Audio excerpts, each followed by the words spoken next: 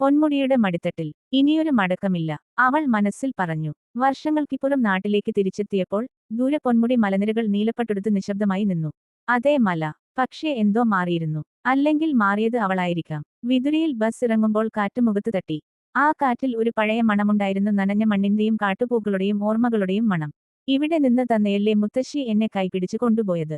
അവൾ വെറുതെ ചിരിച്ചു. കണ്ണുകൾ അറിയാതെ നനഞ്ഞു. ആ പഴയ അവധിക്കാലം അന്ന്. അവധിക്കാലം തുടങ്ങിയാൽ ഹൃദയത്തിന് ചിറക് മുളക്കും.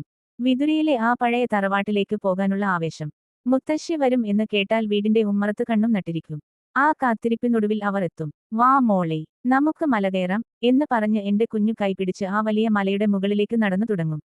പൊന്മുടിയിലേക്കുള്ള ആ യാത്ര ഒരു യാത്രയല്ലായിരുന്നു, ഒരു ഉത്സവമായിരുന്നു. 12ാം വളവ് പിന്നിടുമ്പോൾ ശ്വാസം മുട്ടും. മടുക്കുന്നോ മോളെ, മുത്തശ്ശി ചോദിക്കും.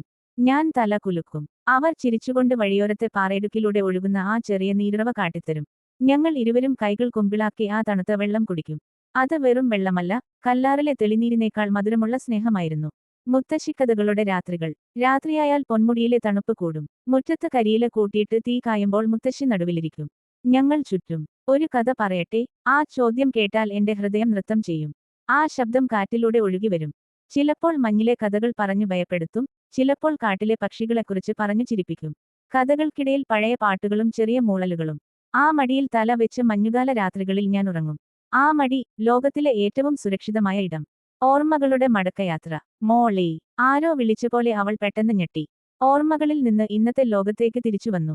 പൊന്മുടിയുടെ അടിവാരത്ത് അവൾ നിന്നു. മുകളിലേക്ക് നോക്കി. ഒന്നൂടെ കയറാമോ, ഹൃദയം ചോദിച്ചു. കാൽ മുന്നോട്ട് നീങ്ങി. പക്ഷേ ഓർമ്മകൾ തടഞ്ഞു. ഇനി മുത്തശ്ശിയില്ല. ആ കൈ പിടിക്കാൻ ആരുമില്ല. ആ നീരുറവ ഇന്നും പാറയിടുക്കിലൂടെ ഒഴുകുന്നുണ്ടാവാം.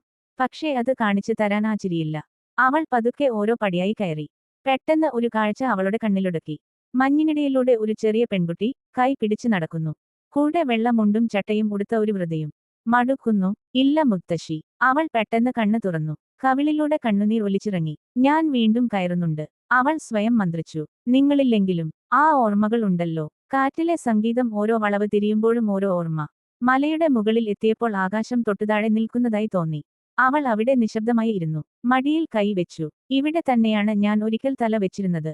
പൊന്മുടിയുടെ തണുത്ത കാറ്റ് അവളെ തഴുകി കടന്നുപോയി. അത് മുത്തശ്ശിയുടെ വിറക്കുന്ന കൈകൾ കൊണ്ട് തലോടും പോലെ അവൾക്ക് തോന്നി. ചില യാത്രകൾ ഒരിക്കലും അവസാനിക്കില്ല. ചില മനുഷ്യർ പോയാലും അവരുടെ ഓർമ്മകൾ ആ മലനിരകളിൽ മഞ്ഞുപോലെ പറ്റിപ്പിടിച്ചിരിക്കും. പൊന്മുടി ഇന്നും അവിടെ തന്നെയുണ്ട്. മുത്തശ്ശിയില്ല എങ്കിലും ആ കഥകൾ ഇന്നും താഴ്വരകളിൽ കാറ്റായി അലയുന്നുണ്ട്.